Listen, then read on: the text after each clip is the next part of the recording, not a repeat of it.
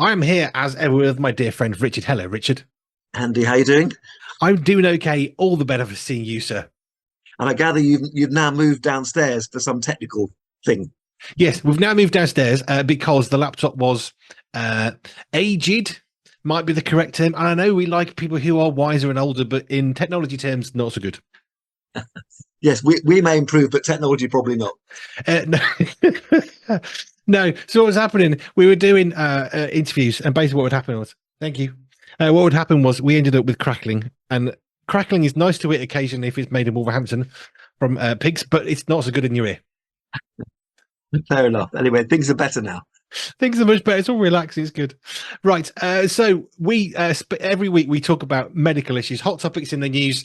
Every so often we'll stop and do your questions for Dr. Richard Scott GP, a family practitioner if you're not in the UK. And Richard looks around at what's going on. We get your suggestions every so often, and we love your suggestions. So if you've seen a topic in the news and you're thinking, what's the real deal with this? You can send that to us and we'll try and help you. So, Richard, what are we looking at this week?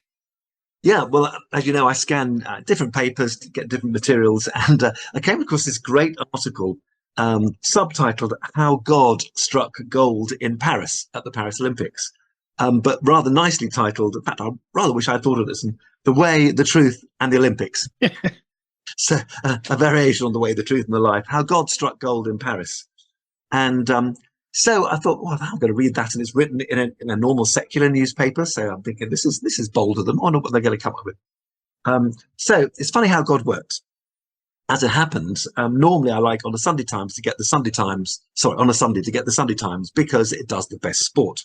I like the rest of the paper, but the sport's particularly my interest. Anyway, I get there to the shop too late. No Sunday Times, but there is an Observer, which is my number 2 go-to. So I get the Observer instead. And whenever that happens, because it's not that common, I always think, I bet God's got something for me. There's a reason why the Sunday Times ran out.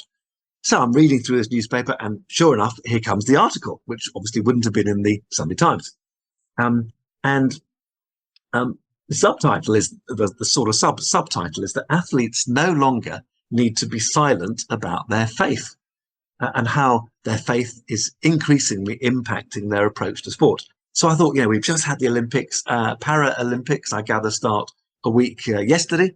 So Paralympics are coming. We've just had the Olympics. So something on sport would seem to be topical for our listeners. Anyway, so I'm reading this article, and it's a good one. It started with England's top breaststroke swimmer, Adam Peaty. Now, I quite particularly like Adam Peaty because my daughter used to live in Uttoxeter, and Adam Peaty is Uttoxeter's most famous son. In fact, if you go to the big Tesco's in Uttoxeter, there's a huge cardboard cutout of Adam Peaty, just in case you didn't know he came from that. Anyway, as we know, our greatest, the greatest breaststroke swimmer, something like 17 out of the top 20 times ever. He's got double gold. He was going for triple gold, and he lost by 2/100ths of a second. Oh. Yet he was smiling. Now, we did a thing, didn't we, a few weeks ago, looking at how usually people who get a bronze in the Olympics are much happier than those who get silver. Bronzes are happy to be on the podium. Silvers are gutted that they didn't get gold. Not Adam Peaty. He was really happy. And he said this, in fact, because he was stripped off just having swum, there's a huge cross over his torso. He says, I'm a very religious man. He said, I'm asked God just to show my heart, and this is my heart. I couldn't have done more. Now, Peaty in the last few years has become a Christian, and he was not always like this. In fact, he was famous for his red mist, the temper that comes down, obscures everything else. But his newfound Christian faith has changed him. In fact, the article goes on to say there's been a very heavenly air in the aquatic centre at the Paris Olympics. I'll give you more. British diver Andrea, almost unpronounceable surname, Spendolini-Siriex, daughter of the famous Fred from the TV, got bronze in the synchronized diving. Promptly states, I give glory to God. And the same words were spoken by the American Alison Gibson in an individual diving event. The new 100-meter women's breaststroke champion from South Africa, Tatiana Smith, gets out of the pool, puts on a T-shirt, thanking God, Jesus, and the Holy Spirit. This is just in the aquatic centre, 10,000 miles away in Tahiti. I think people may know that the surfing took place in Tahiti. It's not great in Paris. So there's the surfing taking place, another wave of religious fervour. Gabriel Medina pointed skywards after getting gold with the highest score ever, and his pointing skywards became one of the iconic photos of the games because he posted alongside it a quote, "I can do all things through Christ who strengthens me," straight from the Bible. So the article goes on to say, and this is the bit I liked particularly, sportsmen and women thanking God is nothing new. But what is new is the sheer number doing so at the Olympics, especially notable, I might add, in France, which has insisted its own athletes can't get involved because they must uphold the country's secular laws. Well, all I can say is it seems that God had another plan. And given the punishing regimes that athletes must endure and the odds stacked against them in pursuit of glory, by the way, nice little stat, what percentage of people who go to the Olympics don't get a medal? The answer is 92%. So not only do most people not get to the Olympics, more than 9 in 10 don't get a medal. If they do go to the Olympics, there's a massive odds against success. So given this, it's perhaps not surprising, the article went on to say, that they look outside themselves to a greater power. But social media, whose dangers, of course, I was highlighting last week, has a good side, allowing these athletes to be bolder in expressing their faith, with fans becoming increasingly comfortable too. Now, not long ago, broadcasters would have shut down too much God talk. Today, and this is nice, it's seen as part of the athlete's, in inverted commas, journey. The greatest gymnast, isn't it? The greatest gymnast ever, Simone Biles. And if any of you have not seen her performance on the floor, oh my goodness, it's just breathtakingly astonishing. These people are superhuman. Anyway, the greatest gymnast ever has a rosary tucked away in her duffel bag. Now, she may not have been overtly wearing it, but TikTok knew all about it. It therefore must exist. So now, just coming into land, the International Olympic Committee has strict rules about keeping religious and political statements off the podium. Fine, but they can't prevent an athlete crossing herself at the start of a race or kneeling down at the finish. This game's the Brazilian skateboarder Rayssa Leal, great name Rayssa. Can you imagine being called Rayssa? R-A-Y-S-S-A. That's a good name for an athlete. Skateboarder stole a moment in front of the camera to cite a Bible verse in sign language before going on to win bronze. And the article went on to say, remember, not a Christian writing this, does that count as proselytizing or just being her authentic self? I'd like to quote research, as we do in this program, Graham Daniels. Actually, here's a guy that you might like to interview. I've not met him, but I've heard of him. Graham Daniels, General Director of Christians in Sport, has done some research which shows a marked rise in integration of faith and sport in the last 20 years. One of the key drivers is obviously society's shift towards protecting and respecting religious identities of all kinds, because sport claims, and should be, not always, but should be, inclusive and should visibly accept all faiths. Anyway, it's growing at the professional level. Now, this doesn't just apply to Christians. Prominent Muslim cricketers in the UK speak about their faith, and this month, apparently, saw the inaugural UK Sikh Games. There's a younger generation of athletes who are more comfortable showing their faith. But in Euro 2024, Andy and I have talked about this previously, 4 members of the England squad are prominent Christians. That's never happened in my lifetime, I might say, in all my years. For example, after he was man of the match in the quarter-final win against Switzerland, Bukayo Saka, our right winger, plays for Arsenal, was asked, how? He said, I have faith in God. Good answer. Tony, our substitute, our big centre-forward substitute, has the 10 Commandments tattooed on his back. That must have hurt. Yes. That's a few words in the 10 Commandments. Anyway, well done, Ivan. He's a big bloke. He's got a big enough back to get all the words on, I guess. Mark Gahey, who's our new good centre-back, his dad is a lay preacher. He's also Christian. Previous squad members, Raheem Sterling, for example, quotes Bible verses, and Marcus Rashford's faith is shown in his activism. So it's obvious how also in team sports, faith can help bond players. Rugby teams from the Pacific Islands have long prayed together before games, and Andy and I again mentioned this previously, in the aftermath of their team's defeat to Kenya in the Rugby Sevens in the Olympics, the Samoan team led a prayer huddle with their victors in the middle of the pitch, as you do. Fantastic. As I finish, for some people, this is all too much.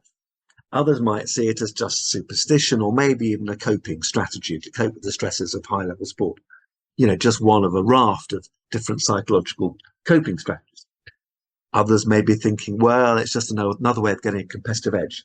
But, and this is the writer writing, not me, given the sorry state of the sports industry, with its bloated self-importance, pursuit of greed, completely out of control money, and moral ambivalence, perhaps there's something laudable, something good about athletes looking for a wider perspective.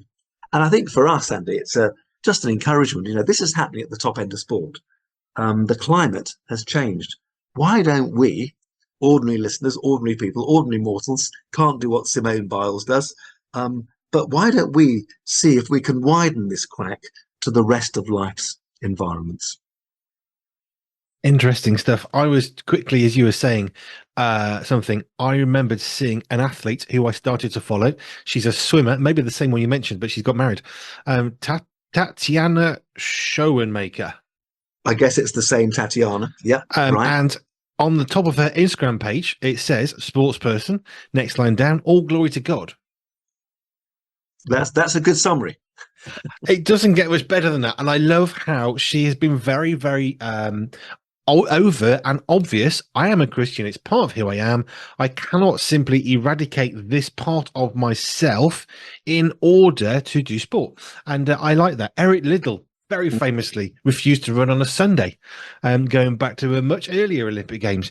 And I think there is a thing about, it's been fascinating. I'm trying not to get political. It's been interesting to watch what's gone on in France with politics in affecting and infecting perhaps sport. And I love how people are saying, I am a Christian. I cannot remove that from myself. Yeah. And it's a thing that we say, for example, to doctors, is that, doctors who are Christians, people like myself, you don't suddenly take off your Christianity as you enter the consulting room. No. And a sportsman doesn't take off his Christianity as he enters the 100 meters or the swimming pool or the diving. No, this is who we are. And people who insist on us taking it off, of course, are just betraying their own faith position. Everyone has a faith position, Yeah.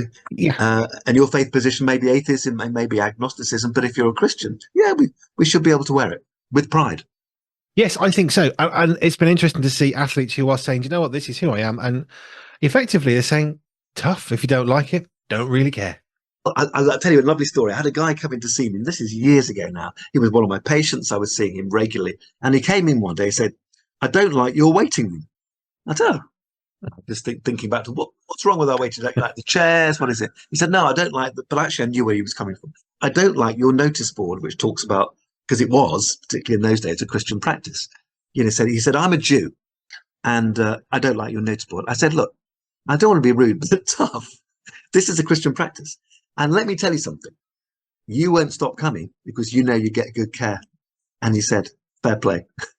So he may not have liked the message, but he liked the result. And of course, the result stems from the message. That, yeah. And I think that's been seen time and time again, isn't it? People say, well, get rid of the Christianity. Well, this nation would fall. Absolutely full. Quite right. I think it was Andy Hawthorne I know I keep mentioning this same breakfast stat from a long time ago, but Andy Hawthorne, who is said at the Message Trust, he talks about how they're never going to take out of their prison work the fact that they are Christians. Without Jesus, it doesn't work. And I think that's really valid. You cannot just remove Christianity and somehow all's good. Now we can be neutral. It is literally impossible. And there is no neutral stance. No. I'm afraid there isn't a neutral stance because everybody believes in something, whether it's science, whether it's yourself, whether it's money, everybody believes in something. And and actually what Christianity offers is something so much greater than all these things. Yeah, it is. I was really encouraged when I first met, the first encounter online, Tatiana from the South Africa, because she was really quite bold about her faith. And it's really encouraging to see the French Olympic Games, so many athletes saying, you know what, this is who I am. And I think it's a really important message, especially for young people, that you can be a Christian And if you are a Christian, you can't just eradicate that from who you are in order to be this sin, because like you said, Richard, you can't be neutral. It is literally impossible. If you don't believe in God, you believe in something. Well, that something is going to affect who you are. And removing Christianity from you as an athlete is like not breathing, quite honestly. Absolutely. So yeah, I was very encouraged. So when I saw that article, I couldn't resist. No. In fact, I've got an article next week on the Paralympics from a slightly different angle. And so, yeah, I just think we've got to talk about these things. Clearly, they're entering the newspapers for a reason, because of the timing. Well, actually, we'd be foolish not to plug into what people are saying. Yeah, and I think this is right, because I keep on saying, but you can't remove Christianity from who you are. And like you said, you cannot just be neutral. It's impossible. And this idea of a secular society, well, a secular society isn't neutral either. Actually, it's even more over religious, although they would refute that. But you can't be neutral. No, absolutely. So yeah, I was very encouraged, and it's nice to have a few examples as well, rather than to say, well, there's been a lot of faith around. So here's this woman who's written this article in the Observer, who's actually done the hard work for me, found the examples, written them down. Thank you very much. Yes, and I'm simply passing them on. Yeah, no, I don't know. I'm just going to leave that there. Really, it's encouraging to see people who are saying, you know what, I'm a Christian and I don't care. It's fine. It's all good. Right, Richard. That's a nice simple one. We'll leave that on as it is, I think. So more for next week. If you want to ask any questions to Richard, or you want to come back on our thoughts on athletes and Christianity, if you've got any hot topics to do that, you can do that to our email, hello@pure247radio.org. hello@pure247radio.org. And I will see you again for more next week, Richard. All the best. Thank you.